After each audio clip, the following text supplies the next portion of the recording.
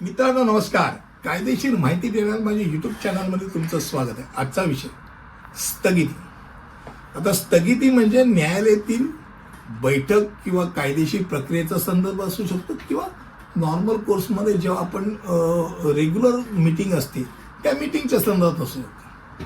आता बैठकीमधली स्थगिती जी असते, मीटिंगची स्थगिती, ही नियमित वापरात नॉर्मली वापरली जाणारी संज्ञा आहे, ज्यामध्ये याचा अर्थ असा होतो की जेव्हा अशी बैठक आधीच्या बैठकीपासून सुरू ठेवली जाते, ज्यात कधी कधी अतिरिक्त वेळ झालेला, उशीर झालाय किंवा काही कागदपत्रच आणता आली नाही किंवा सभेने मान्य केलेलं कोणतेही कारण असो, सभा चालू आहे आणि कुठेतरी दंगल सुरू झालेली आहे आणि आता जास्त वेळ थांबता येणार नाही, पाहिजे आपण पुढच्या तारखेला आपण भेटू, या विषयावरती आपण परत चर्चा करू, अशा अनेक कारणं होऊ शकतात की ज्यावेळेला ती स्थगित केली जाते.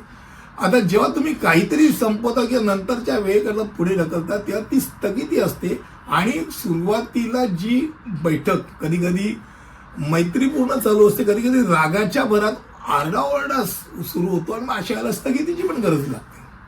अशा वेळेलाही स्थगिती केली जाते की ठीक आहे, या विषय आता खूप गरम झालाय, सगळ्यांची डोकी भडकलीत, आपण हा विषय आता चर्चा करू नको, मीटिंग आपण पुढे ढकलू.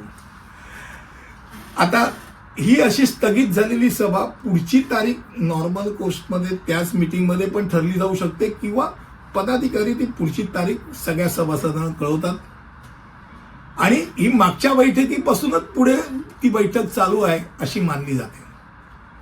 त्याला म्हणून नॉर्मली कंटिन्युइंग मीटिंग असं म्हणतात.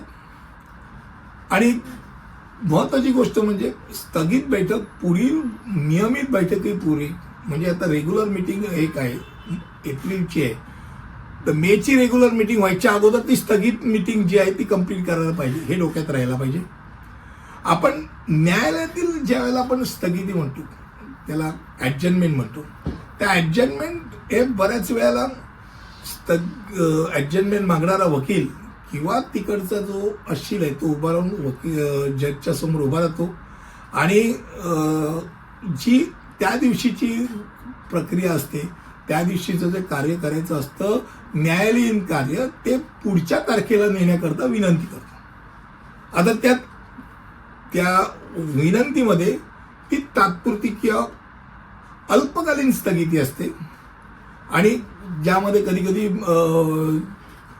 खालच्या कोर्टमध्ये जो हायकोर्टमध्ये आमचे वकील गेलेले आहेत, तिथेच अडकलेत, ट्रॅफिकमध्ये अडकलेत, आजारी असू शकतात किंवा काही अपरिहार्य कारणामुळे ते स्थगितीकरण मागू शकतात.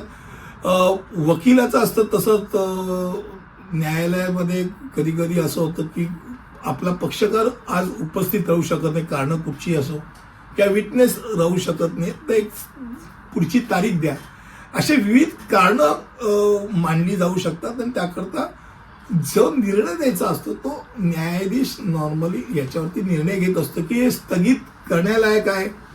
कधी कधी अनावश्यकरित्या स्थगिती मागितली गेली तर ते कदाचित समोरच्या पक्षकाराला ठीक आहे, मी स्थगित पुढची तारीख देतो, ॲडजस्ट करतो, पण फलाना तुम्ही पैसे समोरच्या प्रतिपक्षाला द्या, दंड पण आकारू शकतात. पण नॉर्मल कोर्समध्ये सुरुवातीच्या याला असं कुठलाही दंड आकारला जात नाही. आजचा विषय स्थगितीच्या संदर्भात होता, जी मीटिंगमध्येही असू शकते, कोर्ट केसमध्येही असू शकते, आणि मला वाटतं थोडक्या शब्दात तुमच्यासमोर ही मांडली. पुढील व्हिडिओमध्ये असंच काहीतरी घेऊन येईल. तिथपर्यंत इथेच थांबतो. धन्यवाद.